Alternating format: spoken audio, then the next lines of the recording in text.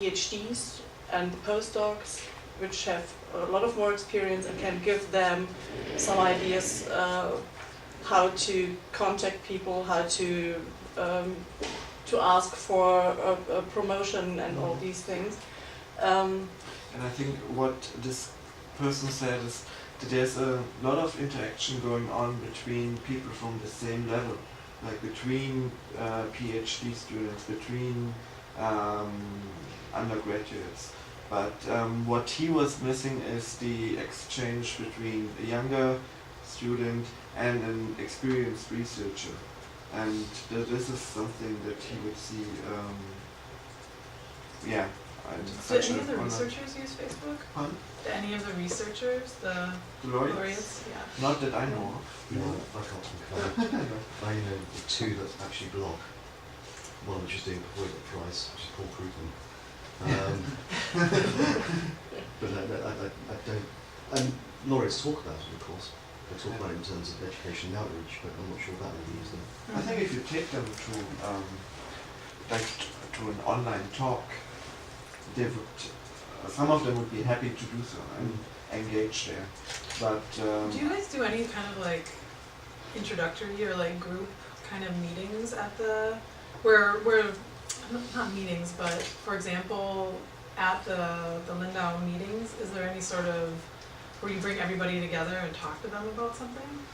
Because it might be, I'm thinking, first of all, for the students to do some kind of media training where you could talk about, you know, we want you to share, we want you to tweet, you're welcome to talk about anything.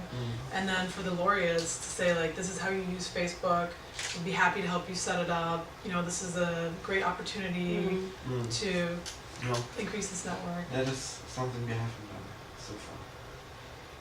Maybe, but I mean, this year we're gonna have 70 Nobel-laureates there. I think we might have the chance to get some of them, you know, to do online chats or something.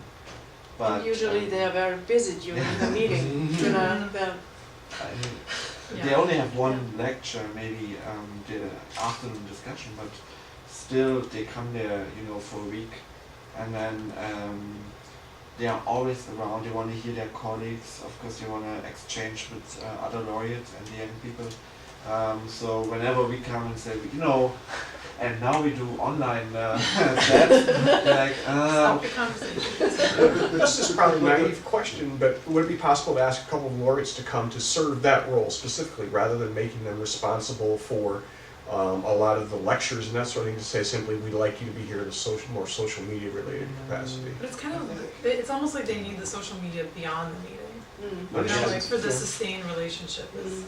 I mean, one way we're trying to address that slightly in the conference that we do is to have this participation outside of the lecture. So if we have a live webcast of a lecture, you can, if you're watching it, submit a question by Twitter or submit a question to the website, so that people can watch it and feel as though they can have some sort of part in that.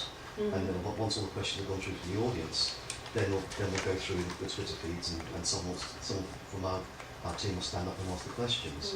And so you can get that sort of social engagement in there.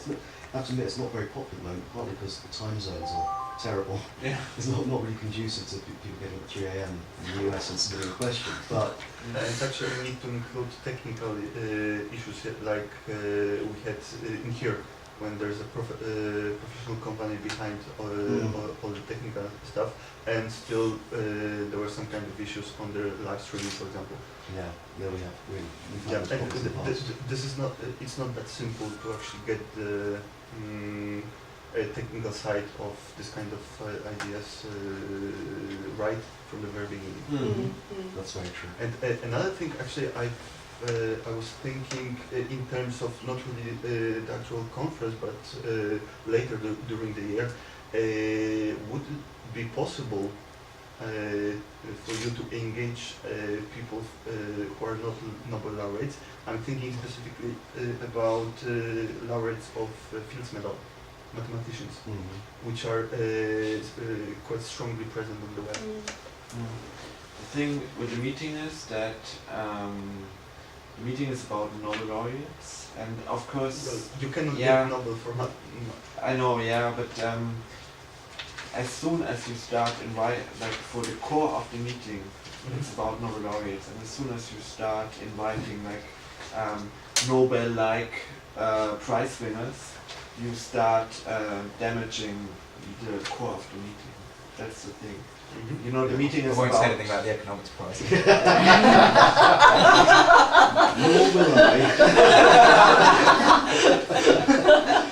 But at least it's the economics prize, the official economics prize in Stockholm, which we refer to.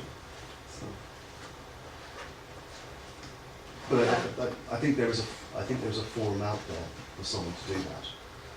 I think there's a forum. There's a forum out there for someone to do that.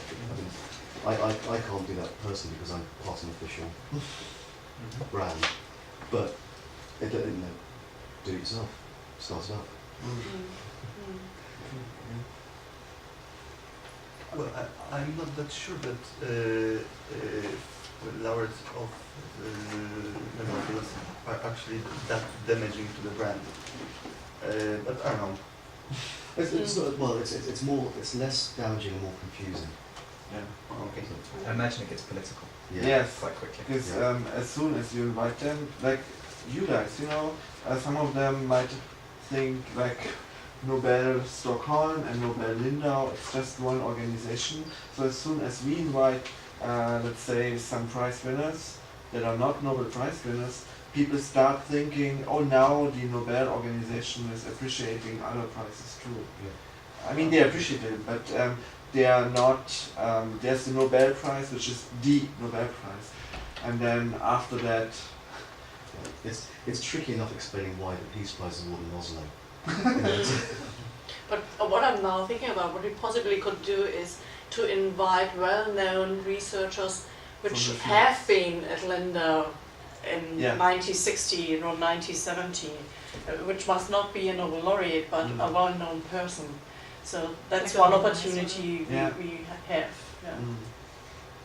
I think that will come with the establishment of the alumni system, because we just started actually over the last 2 years to look into our papers, because there's no data, it's just paper to search for names. So now we have a database in Excel of I think 12,000 names. Wow. And then the next challenge will be to find them. And then the first challenge there is there always have been a lot of women in Lindau. Lindau has a very good gender balance. Like about 40 to 45% of the participants are women, because we encourage academic partners to nominate women. In the past, like in the 60s, 70s, 80s, all these women are married now, so we won't find them. All the names. Yeah. Although I know a lot of friends of mine who are PhD researchers, they have purposely not changed their name. Oh, Because maybe their that- publications are all under Yeah. their Yeah. main name. Yeah. And There not might be a confusing. chance. I think one thing about, that is good for your organization is that, whether it's the alumni or even on Facebook, is that this is something that people who attend are probably really proud of, Yeah. and it's a huge honor, so that they want to stay involved with it. They want to be a friend of they want to be a fan on Facebook because they want to be associated with it, professionally and personally, I think. Do you see that in practice? Well, within some weeks, like 3 weeks, we had 400 members in the group. Yeah. And I think we started just last year, but we do it now for every meeting, and very soon It will we'll grow. have another big group. Yeah. I think so. Because one of the issues that we face is that we're trying to cater to a worldwide audience, and we're trying to create social media tools to interact and engage. And there's a massive geographic distribution with what people use and what they have access to. And that fragments what we can do. That dilutes everything. So we've already got a small nascent audience, which are then fragmenting again. If we go to India to a conference, people aren't going to use the same tools they use in China. People probably won't be using any tools at all in China now, but